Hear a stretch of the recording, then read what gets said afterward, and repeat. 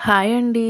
Street స్టైల్‌లో వంకాయ బజ్జీని ఎలా చేసుకోవాలో ఇప్పుడు మనమైతే చూసుకుందాము.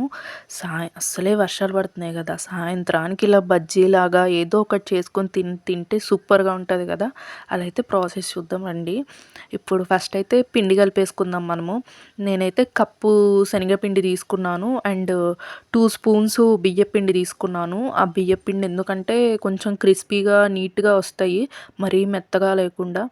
అండ్ నెక్స్ట్ వాము, సాల్ట్ తీసుకున్నాను. ఇట్లా నలిపేసుకున్నాను నేను. ఎందుకంటే వాము ఇట్లా గట్టి గట్టిగా లేకుండా కొంచెం నలిపేసుకుంటే అంత పిండిలో బాగా కలిసిపోద్దని.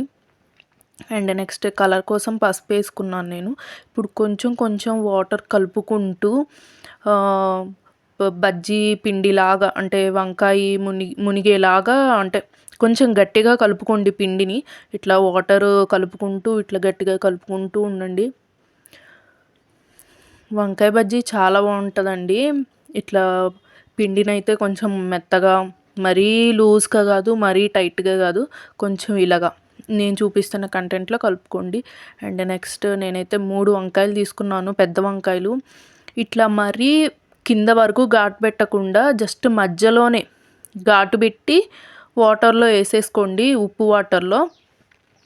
అండ్ నెక్స్ట్ దాంట్లో మధ్యలో పెట్టుకోవడానికి మసాలాకి రెడీ చేసుకుందాము. నేనైతే చింతపండు నానేసాను కొంచెం. ఈలోపు వంకాయని ఏపేసుకుందాము, జస్ట్ లైట్‌గా కలర్ చేంజ్ అయ్యి ఏపేలాగా. అండ్ ఇప్పుడు మసాలా కోసం ఒక ఆనియన్, కారము, చింతపండు వేసి మిక్సీలో పేస్ట్ చేసేసుకొని ఇట్లా కొంచెం సాల్ట్ కలిపేసుకుంటే మనకి మసాలా రెడీ అయిపోతుంది. అండ్ ఆ మసాలా ఈ వంకాయ లోపల పెట్టాలి.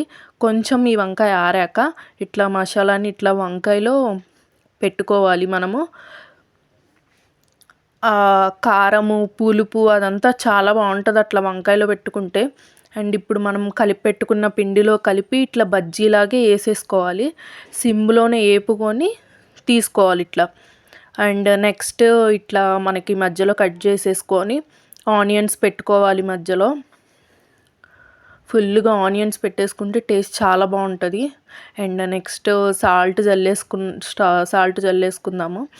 అండ్ నెక్స్ట్ నేనైతే కర్డ్ వేసాను. స్ట్రీట్ స్టైల్లో ఇట్లా కర్డ్ కూడా వేసిస్తారు, చాలా బాగుంటుంది. అండ్ కర్డ్ మనం తయారు చేసుకున్న మసాలా ఉంది కదా, ఆ మసాలా నెక్స్ట్ లెమన్ వేసేసుకోవడమే ఇంకంతే. చాలా సింపుల్ ప్రాసెస్, చాలా బాగుంటుంది. ట్రై చేయండి.